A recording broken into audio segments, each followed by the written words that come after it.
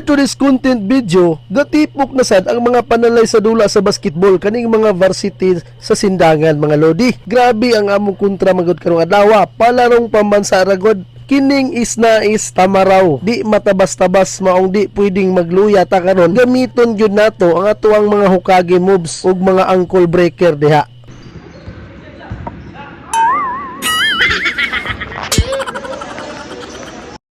So kaning tulong nga akong gihire sa dula, mga batikang malulaay sa disauna, si Jaworski, Alvin Patrimonio, Willie Miller ug kining naglingkod Unyok Velasco.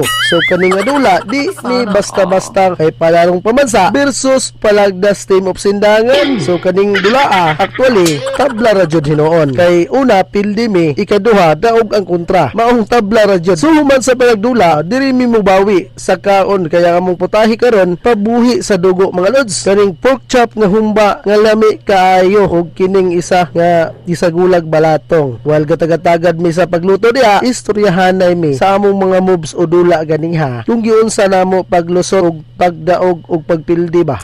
Perting enjoya gining dula nga basketball. Samot nang magkauban ang puro batikan o veterans nga mga manulaay no. Og shout out nako ang mga isnais Tamaraw player. Grabe ka maayo mo dula. Nakita gyud nako ang ilaang potensyal nga makaingon pugo. Nga ingon ana gyud ako potensyal sa una mga lods. Katong wa pa ta mapaaki og kabaw ba. Ay pastilan.